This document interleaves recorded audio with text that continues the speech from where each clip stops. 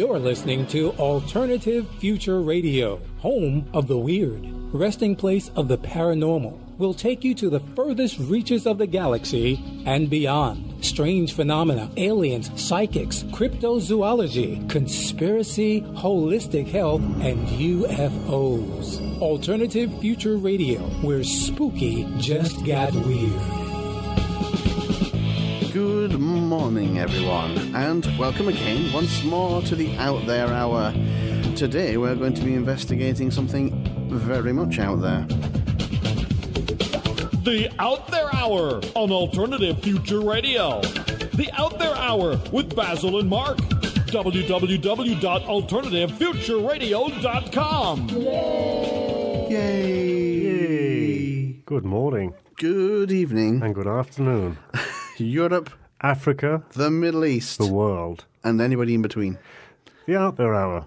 Yes. Dismantling the mainstream, one piece at a time. Oh, I like that. Is that your new tagline? Have you been working on taglines all night? I'll keep saying it. You just keep saying every it. Week see how it works. until you get sick of it. I was going with where spooky got weird, but I like that. Yeah, I know. Yeah, I know. I do. We're talking to Dr. Robert E. Farrell. Yes. Best-selling author. Yes. Alien Log. Retired professor of engineering from Penn State University. Mm-hmm. He's got all kinds of qualifications. Oh, yeah.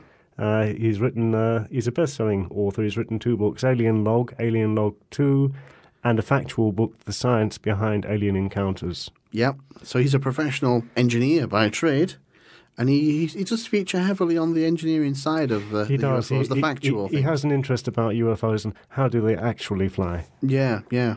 He is pretty much an authority. He speaks all over the US, in Arizona and Connecticut, I think, primarily. He does various talks. He was also in MUFON. I think he was a regional director of the Mutual UFO Research Network, I think it stands for, in America. I hadn't heard of that one. Yes, he was one of the regional heads of that for a good few years, I read. We're very, very, very fortunate to have him on the show today. Oh, yes, yes. Shall we do it? Let's do it. But are we having an ad? Yeah, I hope you'll excuse me. I just wanted to play the piano just a little bit here, and I hope you don't mind. In fact, my nurse Chloe is going to join me on the flute here for just a little bit, if that's okay with you. I just thought that it would be time to do something fun here in the music room. But you don't have to listen to things like this. There are better things you could be listening to, like Alternative Future Radio. And it's so easy now with their new Android application. You can download it for just $1.99. And then you wouldn't have to listen to me play the piano and my nurse Chloe play her flute. Find out more at alternativefutureradio.com. It's just $1.99. And PayPal will even bill you in your currency if you're not smart enough to be using dollars.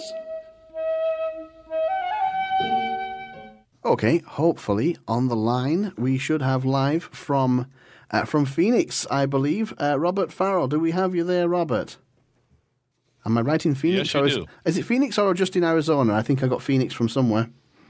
Well, I live just outside Phoenix in a retirement community called Sun City West. Ah, right. Oh, fair enough. Well, we weren't far off then. No.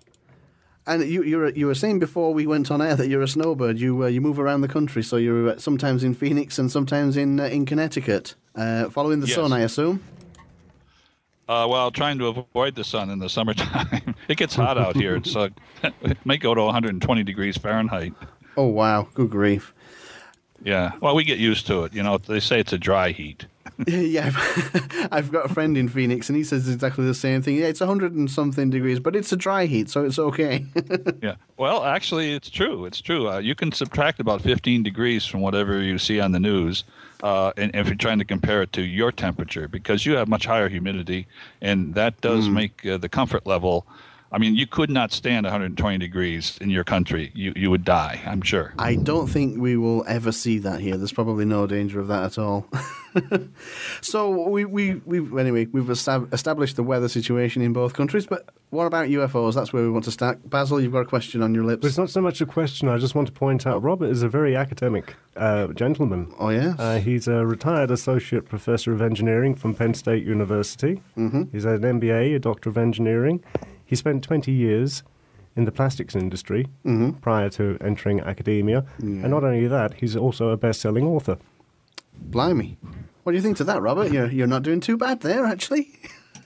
Well, that's true. I'm in my third career now, and that's writing. And you're on to you've got 4 books. You've got Alien Log 2, and now remind me, where's my piece of paper gone? You've got a third book. Have you got my piece of paper there, Basil? The second book is rather interesting to me. Yeah.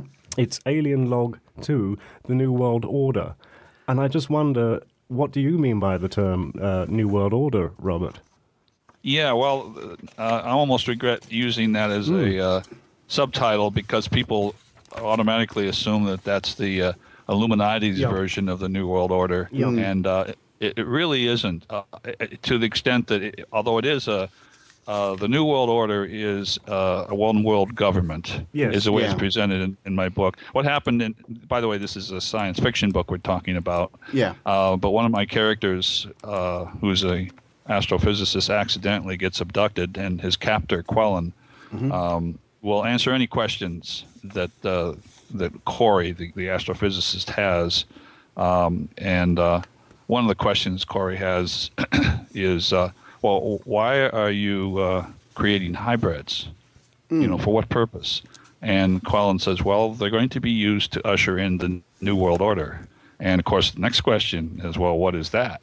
Yeah. And what it is, it's a one-world government. And, in fact, I wish we had it right now. Not necessarily one world, but I wish in the U.S. we had this form of government. It's based a lot on our government that we have in the U.S. right now, where we have a Congress, a Senate, and a president and vice president. But in the New World Order, the leaders, the elected officials, if you want, are limited to a single 4-year term.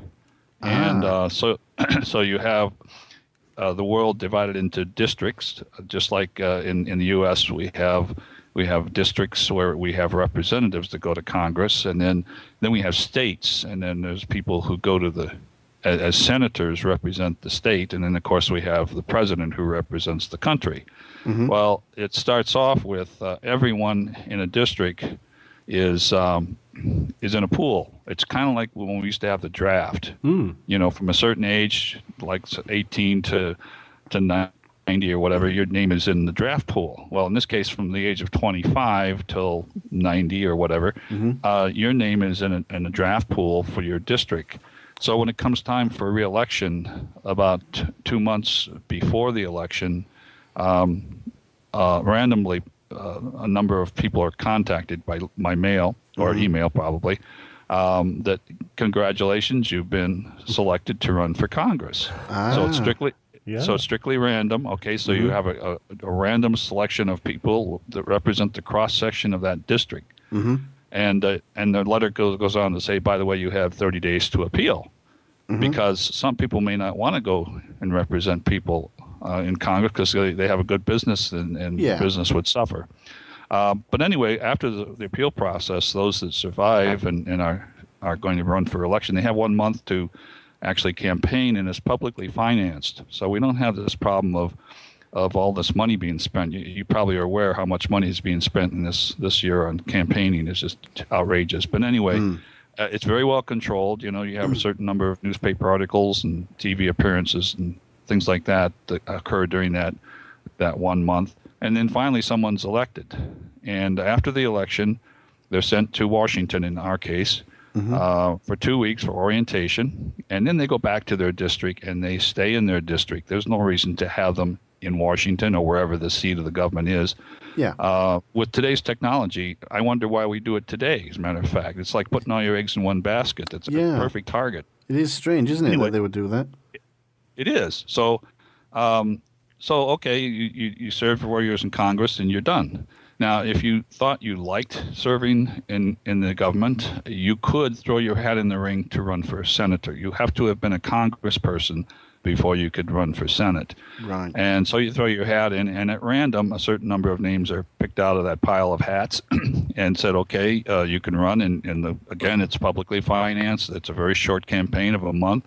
And the person who wins the election, again, is sent to Washington or the seat of government for 2 weeks for orientation.